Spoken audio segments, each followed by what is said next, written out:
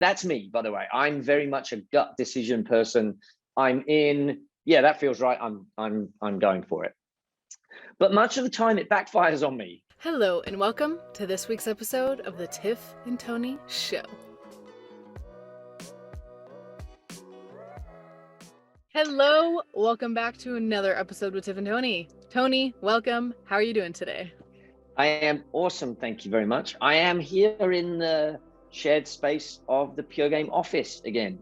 We've got a shared space called the Hive here in Anaheim in California, and it's been obviously closed for the whole COVID situation, but it's open again, and we're back into a shared office space. So I'm here. It's awesome.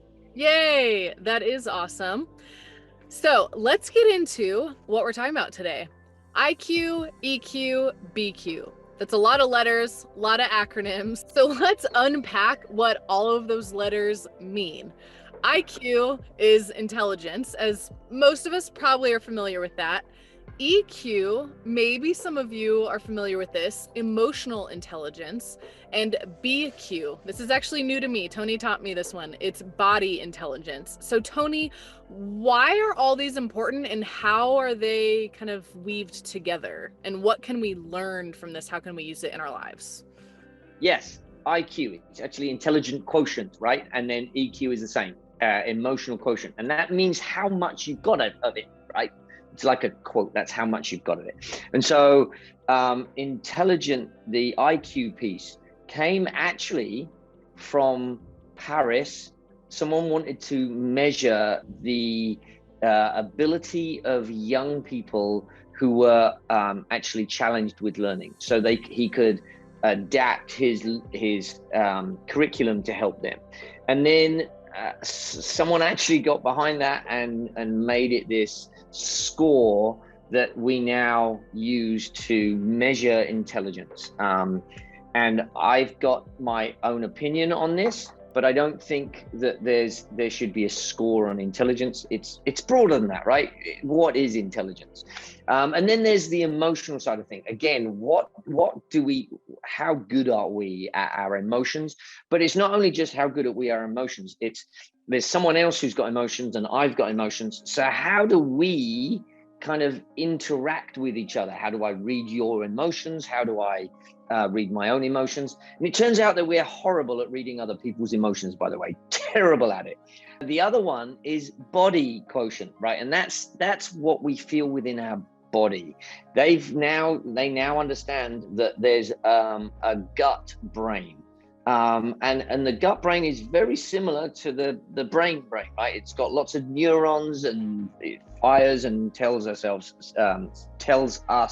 things about ourselves, right?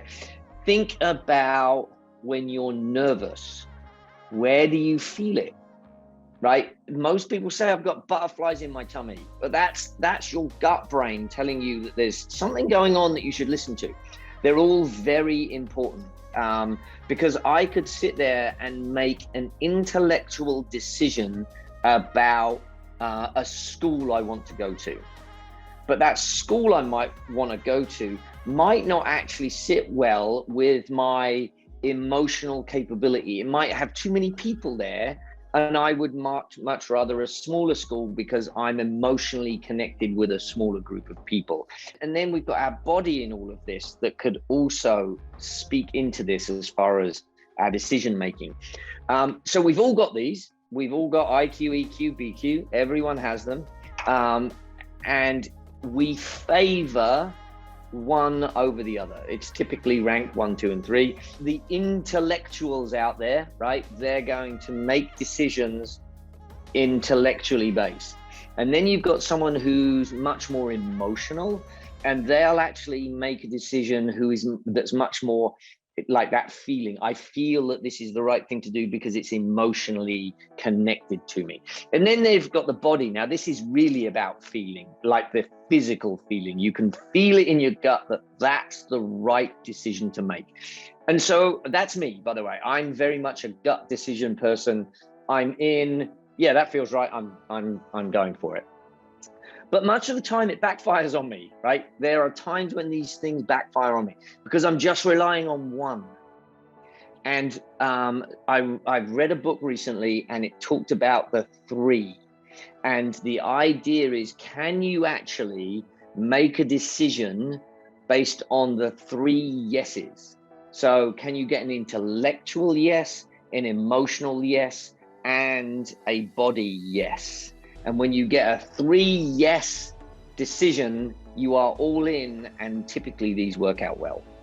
That is a really unique concept that's new to me. When you first told me about this off camera last week, I was immediately intrigued because, as I think I mentioned actually in last week's episode, or maybe a couple episodes ago, I believe that everything's connected. Being able to put words to a decision-making process that utilizes these 3 major parts of us, our brain, our emotions, and our gut, our body, is just really cool to me.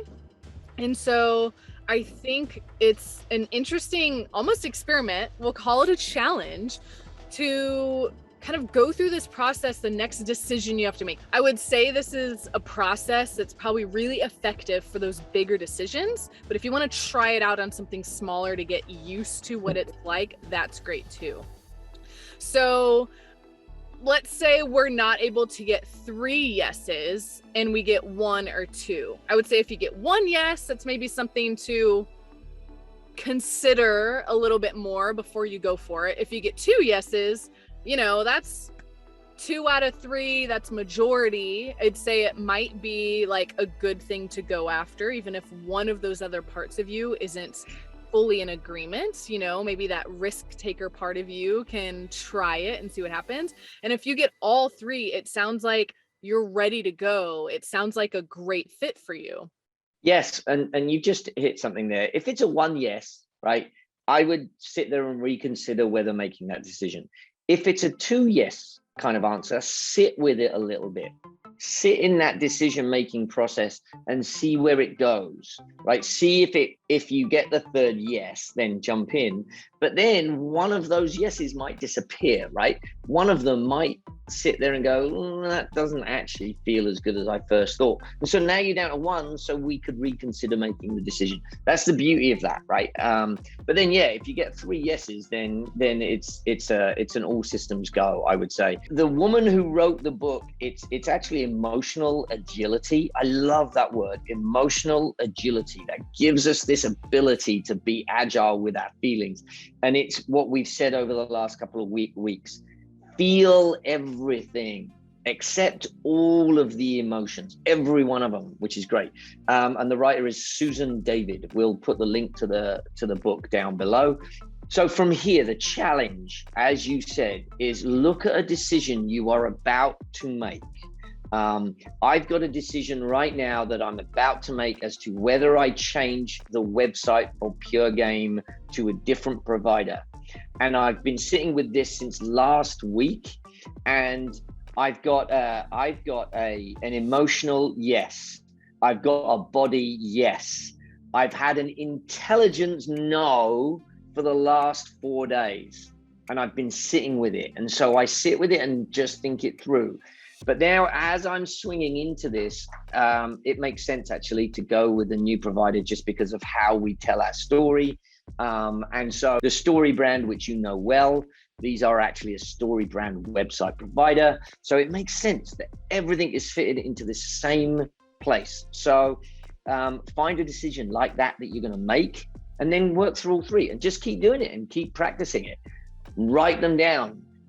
IQ, EQ, BQ, and then write down a no, yes, whatever it is that you've got, and see where you go with it. That would be my challenge for this week.